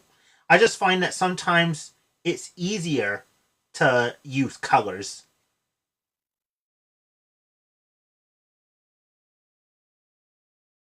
Yeah, no problem. If you don't want to color code, you don't have to.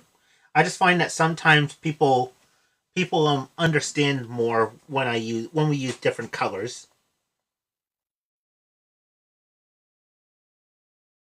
In fact, if you ever if you learn about knot theory, there's a rule that says that there will be times where you will have to use colors.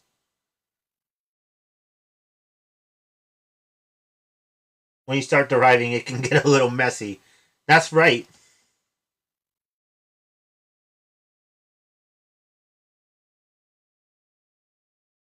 So now, what is the derivative of 2x?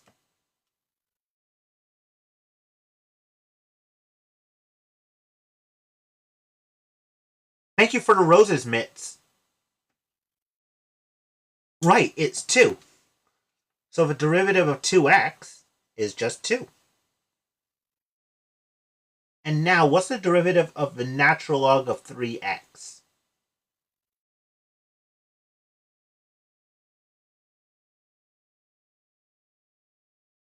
And actually, I'm going to need to make a little more space, so I'm going to move my f prime of x over here.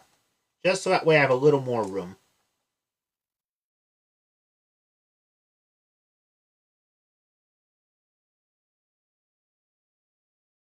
So, that's okay, Mitts.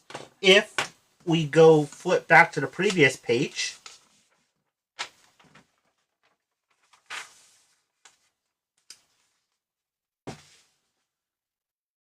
we can see that the derivative of the natural log of x is 1 over x.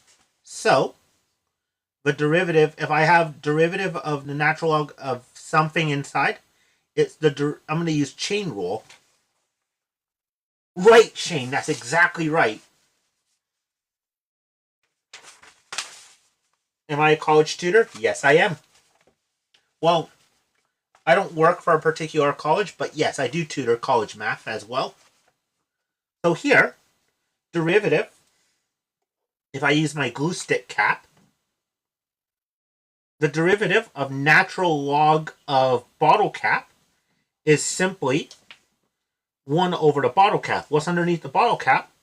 That would be 3x. So I have 1 over 3x times the derivative of 3x, which is 3. So 3's cancel, and I'm left with 1 over x. So now I have everything I need to find the derivative. So I have low d high and high d low. So here we go. So I have low d high, so that's going to be 2 times the natural log of 3x minus high d low. So this is going to be 2x times 1 over x all over the natural log of 3x all squared.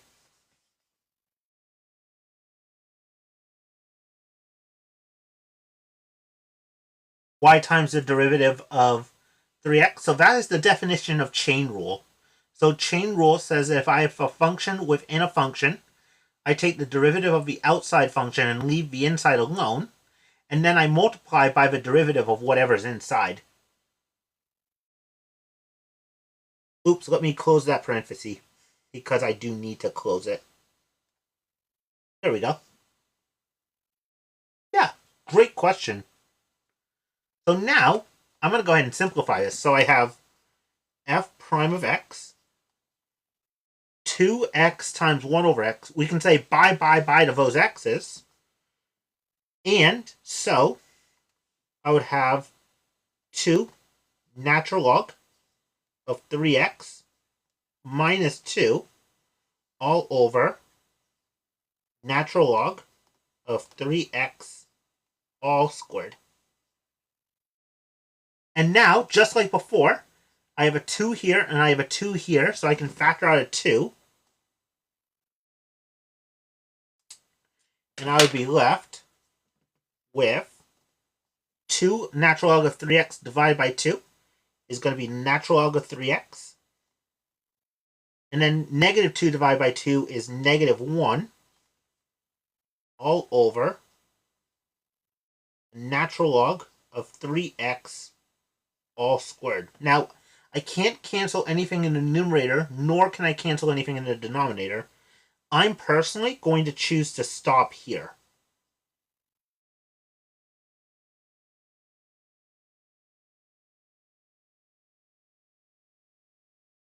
Why divide by 2? I'm not necessarily dividing by 2. I'm just factoring out a 2.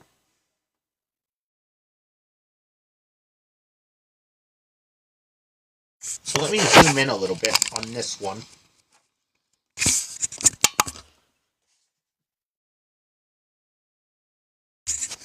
Let's try focusing in again.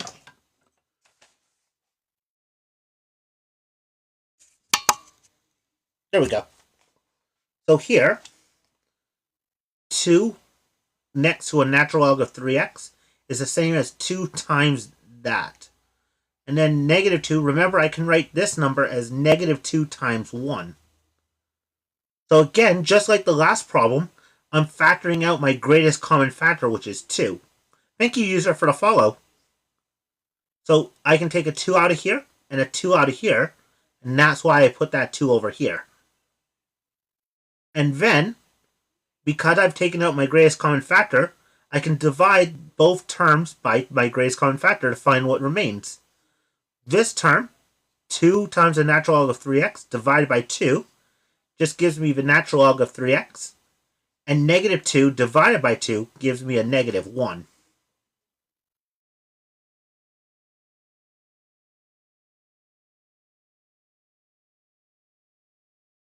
Does that answer your question, Mitz?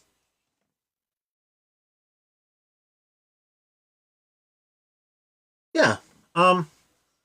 I would probably work on some factoring exercises. And probably some greatest common factoring as well. Can you please zoom out? Sure. I just zoomed in just to show that. But yeah, I can zoom back out.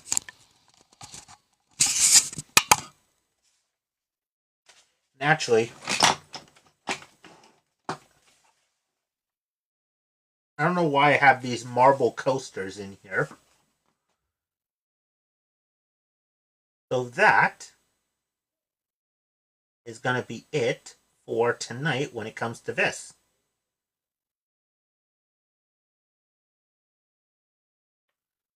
So, where are you?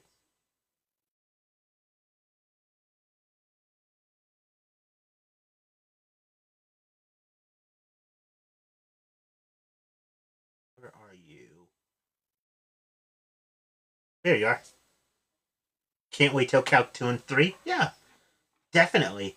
Hey, it's there. Are you still here? Thanks for tutoring. I will certainly be tuning in the future. You're welcome. I'm always happy to help. And hey, if you ever need tutoring, I do offer online math tutoring. And that goes for everyone in here. If so, I offer online math tutoring in all of these subjects. So I offer it. So I offer. Thank you, Mitz, for the tiny diny. So I offer group tutoring, and I also offer one-on-one tutoring. Where all online. So it would be all. So I use Zoom. And I have students from all over the country.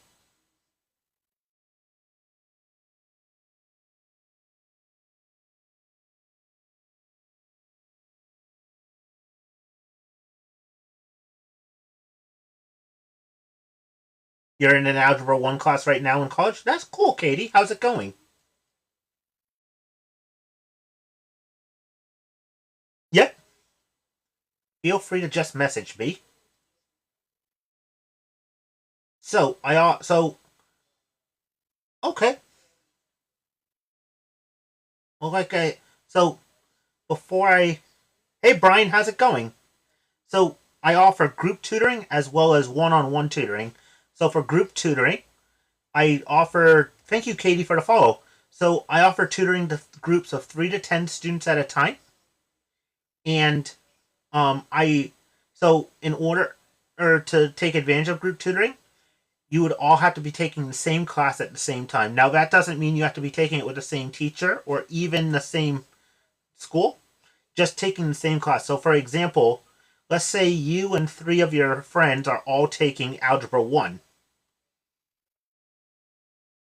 If you're like that, you don't have to be in the same class or in the same school, but if you're all taking Algebra 1, then I then you can definitely sign up for that. And for that it's $35 an hour per it's $35 per hour per person.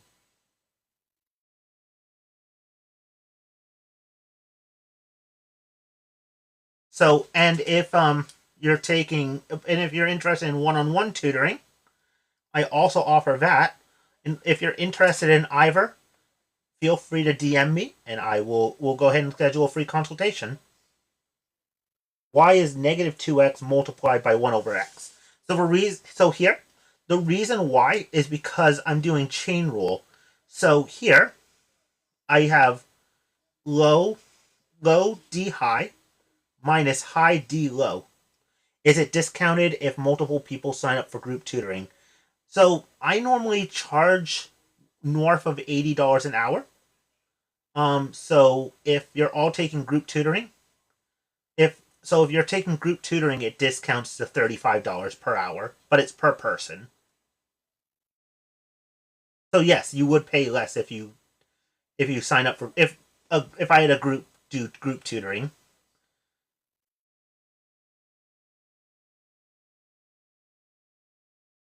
But for me, the minimum group size is 3.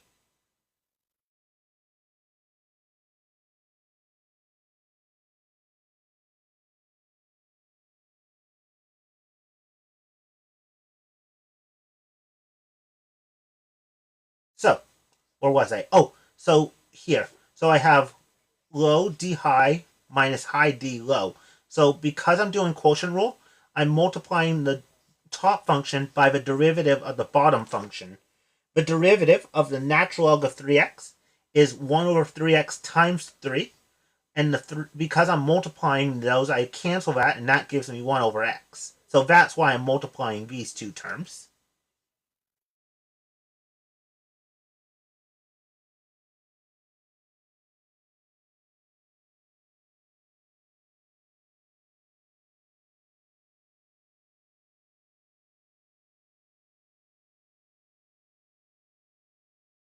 Awesome.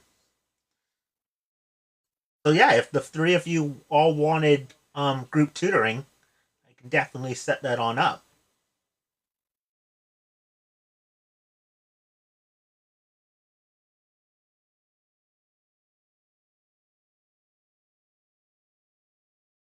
So yeah. Also,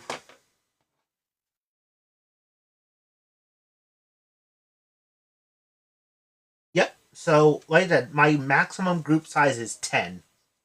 So it's anywhere from 3 to 10 people. When is the next live? So the next time I go live at 11:30 p.m. Eastern every night, unless my computer decides I'm not going live. Then I'm not going live.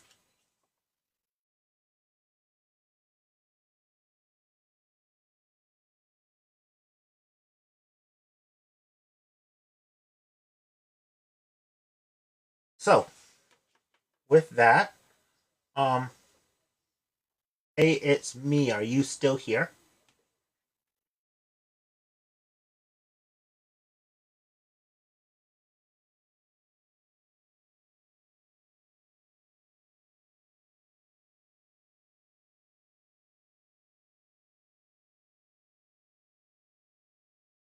Even if I study from, yep, absolutely, absolutely,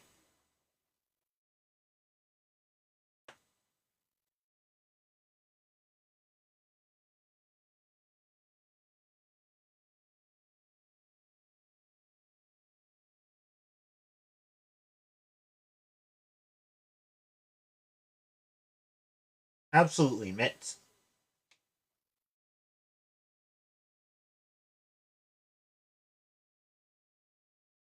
What's your GPA right now?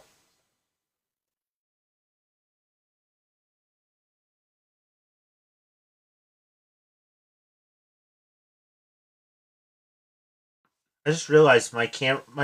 I'm about 4 miles away from my camera. Oh, you haven't started. So you're just entering college.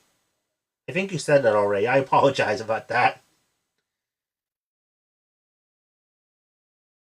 I apologize for forgetting that. Yes. Yeah, I would still recommend you take the 8-week course.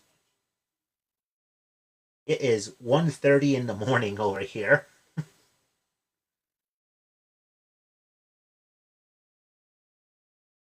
Um. Yeah, I don't think I see hey,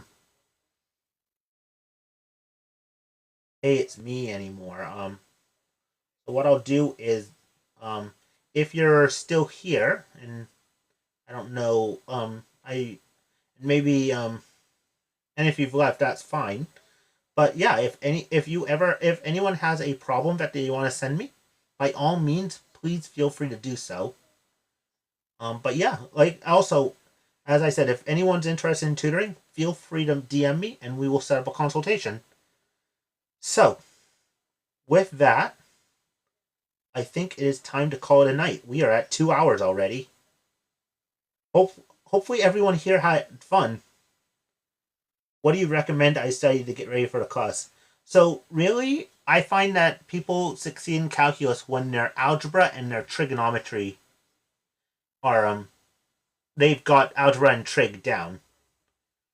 So I would recommend you study up on those two topics specifically. Make sure you understand your unit circle, or at least the first quadrant. Make sure that you understand your exponent rules, your trig identities. Do I know any websites to use for calc? I think IXL has calc, or at least Calculus 1. I'm not sure about Calc 2, but they're a pretty good tool to use. Um,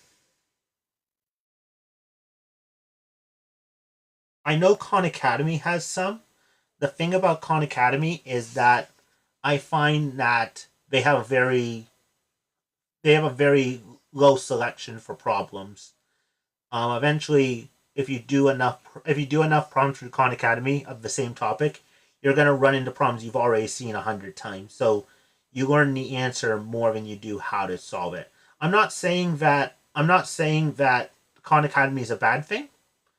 I just think that I wish they had more problems, especially at the higher level. At the higher level, they cycle through 5 or 6 different questions, maybe 10. But I wish they just had them, especially with AI. They could probably randomly generate different problems in different topics. But that's just me. Oh, as I said before, and I'll end it here. I'm also working on a set, my first notebook, but I'm also working on these things as well that people in my audience have requested that I make, and so I am working on those as we speak.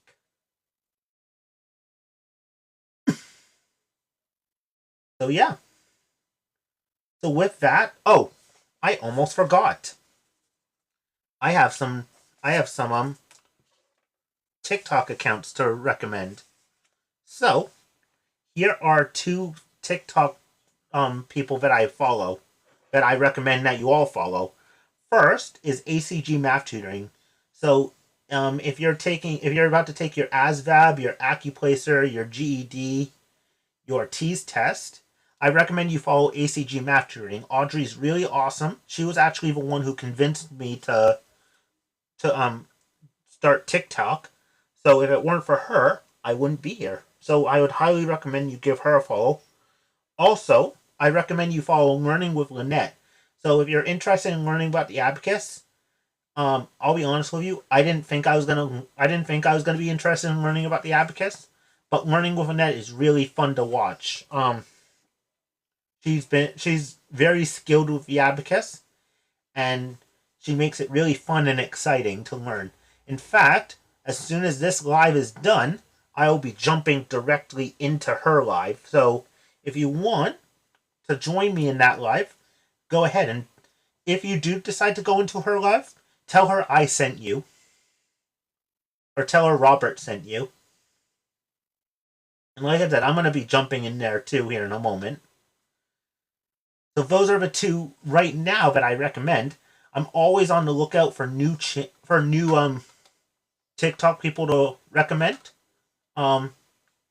So if anybody here goes live, or if anyone here has has do does anything involving education, then by all means, I would love to watch it. And then, last thing, and then I'm done, I promise, is I can also be found here. In fact, here is my channel over there. So if you like, subscribe, share, comment, and turn on notifications there, that would be awesome. I'm working on some new videos that I want to post directly to there. So you'll be able to, if you want to, in fact, some of the topics that I haven't covered here yet are going to be probably on here first. Eventually, all of my lives that I've done are going to be on here as well. So in case you miss a live, that's no problem, because they'll be all here.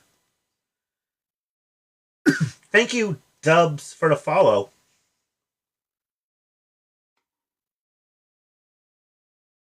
All right. So with that, everyone, I hope you all had fun. I had fun. Tomorrow we're going to be doing some inverse trig derivatives. So that's going to, I think that'll be a good time. And with that, have a great rest of your evening, everyone. And as I said, if you want to, I'm going to be jumping into Learning with Lynette's live here in just a moment. So as I said, if you do jump in there, tell her Robert sent you. All right. You're most certainly welcome. And I hope you all have a great rest of your evening. Bye, everyone.